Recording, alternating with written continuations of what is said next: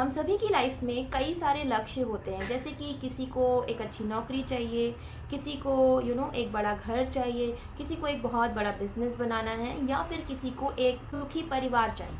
अब गोल चाहे जो कुछ भी हो, अल्टीमेट गोल तो यही है ना कि हमें खुश रहना है। हम जिंदगी में जो भी करते हैं उसका अल्टीमेट गोल तो हैप्पीनेस ही है। लेकिन ये सब करने के बावजूद भी, ये सारी चीजें मिल जाने के बावजूद भी लोग खुश नहीं रह पाते। क्यों? अब अगर हम इस बात को एक साइकोलॉजिकल पॉइंट ऑफ व्यू से देखें तो हमारी खुशी का एक बहुत बड़ा हिस्सा इस बात पर निर्भर करता है कि हम अपने जीवन को किस तरीके से देखते हैं, यानी कि हमारे अंदर, हमारे मन में, हमारे दिमाग में क्या चल रहा है। इसे हम कॉग्निटिव बिहेवियरल थ्योरी से और भी बढ़िया तरीके से समझ सकते हैं। इस थ्योरी के अनुसार हमारे विचार, भावनाएं और व्यवहार जो है वो सब एक दूसरे से जुड़े होते हैं। यानी कि अगर हमारे विचार नकारात्मक हैं, यानी कि निगेटिव हैं, तो हमारी भावनाएं यानी कि फीलिंग्स भी निगेटिव होंगी। और साथ ही साथ अगर हमारे विचार और फीलिंग्स निगेटिव हैं तो हमारा व्यवहार जो है, यानी कि हमारा बिहेवियर, वो भी निगेटिव होगा। अब इस बात को और अच्छे से समझने के लिए हम एक एग्जाम्पल लेते हैं। अब मान लीजिए कि एक व्यक्ति है जो बहुत ही बड़ी कंपनी में काम कर रहा है। उसके पास एक बहुत बड़ा आलीशान घर है, एक प्यारा सा परिवार है। कहने का मतलब उसके पास हर एक वो चीज है जो शायद किसी व्यक्ति को एक अच्छा जीवन जीने के लिए चाहिए। लेकिन इतना सब कुछ होने के बावजूद भी वो व्यक्ति खुश नहीं है। वो हर वक्त ये सोचता रहता है कि मैंने इतना सब कुछ हासिल कर लिया, फिर भी मैं खुश क्यों नहीं हूँ। असल में उसके इस दुख का कारण है उसके नकारात्मक विचार, यानी कि निगेटिव थिंकिंग। इतना सब कुछ अचीव करने के बावजूद भी उसके मन में कोई ग्रेटफुलनेस नहीं है। उसे हमेशा यही लगा रहता है कि उसने जो कुछ भी किया है वो काफी नहीं है और उसे अभी और भी बहुत कुछ करना है। अब यहाँ पर एम्बिशियस होने में कोई भी बुराई नहीं है। लोग बोलेंगे तो क्या मतलब जो अचीव कर लिया तो क्या वहीं रुक जाए? नहीं, आप बिल्कुल भी एम्बिशियस रहिए और हमेशा आगे बढ़ते रहिए। बट साथ ही साथ हमें एक पॉजिटिव आउटलुक भी चाहिए होता है, यानी कि हमने जो कुछ भी किया है, अचीव किया, उसके लिए हमें ग्रेटफुल भी होना चाहिए। अगर हम हमेशा यही सोचते रहेंगे कि जो कुछ भी हमारे पास है वो काफी नहीं है, काफी नहीं है, काफी नहीं है, तो कहीं ना कहीं हम सबकॉन्शियसली ऐसा सोच रहे हैं कि हमारे पास बहुत सारी चीजों की कमी है, और कमी है मतलब कि दुख। यही अगर ये सब सोचने के बावजूद वो इस चीज को ऐसे सोचता कि मैंने इतना सब कुछ अचीव कर लिया है और मेरे पास एक अच्छा घर है, खुशी सुखी परिवार है, तो आई एम वेरी ग्रेटफुल। और जब आप अपना सोचने का तरीका बदलते हैं तो आपकी भावनाएं अपने आप बदल जाती हैं और आपका व्यवहार भी बदल जाता है। इसके अलावा दूसरी चीज जो हमारी खुशी को इम्पैक्ट करती है वो है हमारी प्रेरणा, यानी कि हमारा लाइफ के प्रति हमारा मोटिवेशन क्या है। यानी कि हम अपनी जिंदगी से क्या चाहते हैं, कौन सी चीज है जो हमें हमारी खुशी को प्रभावित करती है। अब साइकोलॉजी में मोटिवेशन दो प्रकार के होते हैं, एक होता है इंट्रिंसिक और एक होता है एक्सट्रिंसिक मोटिवेशन। अब इंट्रिंसिक मोटिवेशन वो होता है जो हमारे अंदर से आता है, जैसे कि कुछ नया सीखने की इच्छा, या फिर कुछ ऐसा करना जो हमें सच में अच्छा फील कराता हो, बेसिकली अच्छा अनुभव कराता हो। यानी कि एक ऐसी लाइफ जीना जो कि हमें इंटरनल हैप्पीनेस दे, ना कि बाहरी दिखावे पर फोकस्ड हो। वहीं दूसरी एक्सट्रिंसिक हैप्पीनेस जो होती है वो बाहरी दिखावे पर निर्भर करती है, जैसे कि बड़ा घर, बड़ी गाड़ी, बहुत सारा पैसा, बड़े बड़े लोगों से संपर्क। वो लोग जो आंतरिक खुशी पर ध्यान नहीं देते और बाहरी दिखावे पर ज्यादा फोकस करते हैं, उसके पीछे भागते हैं, वो कहीं ना कहीं अपनी आंतरिक और असली खुशी को खो देते हैं। इसके अलावा हमारी वैल्यूज कैसी हैं, हमारी थॉट प्रोसेस कैसी है, वो ये भी एक बहुत ही इंपॉर्टेंट मैट्रिक है जो हमारी हैप्पीनेस को बहुत ही ज्यादा इफेक्ट करता है।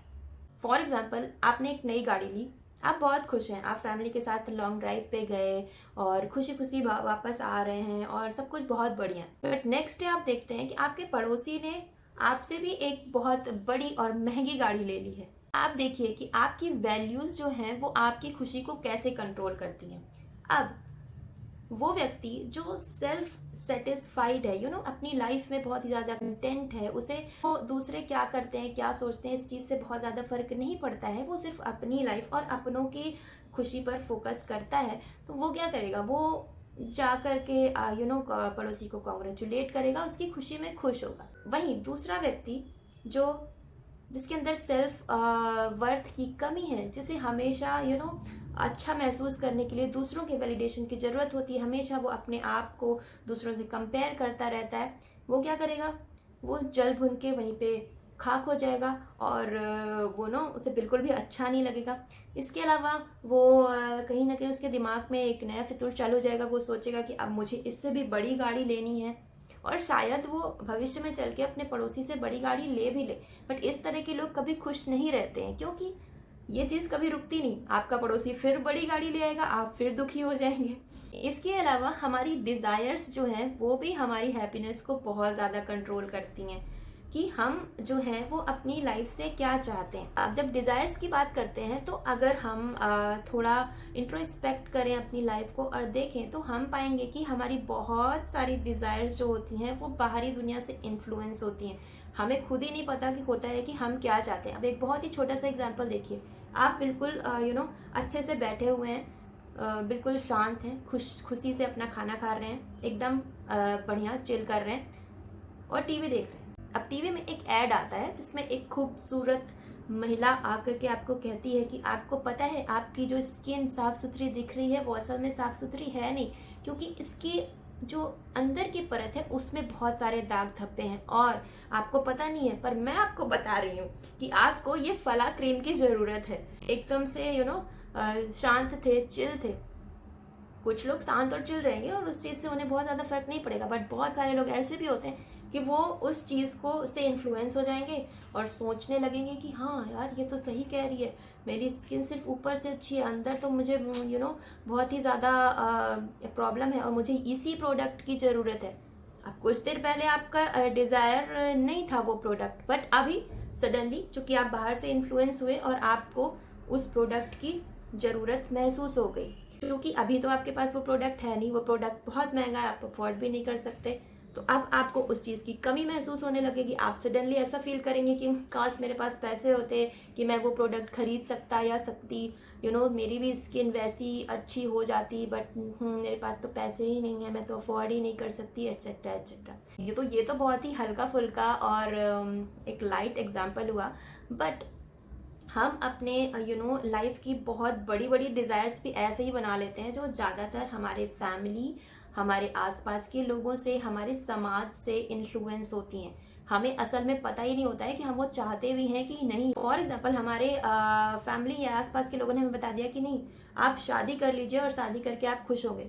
आप लोगों को खुद ये नहीं पता कि वो शादी करना चाहते भी हैं या नहीं, जस्ट बिकॉज कि सब करते हैं इसलिए उन्हें भी करनी है। जॉब कर लीजिए, हो सकता है आपको जॉब करनी ही ना हो, आप जॉब करने के बाद खुश होने की बजाय और आपकी जिंदगी जो बद से बदतर हो जाए, बहुत ही ज्यादा दुखी हो जाए।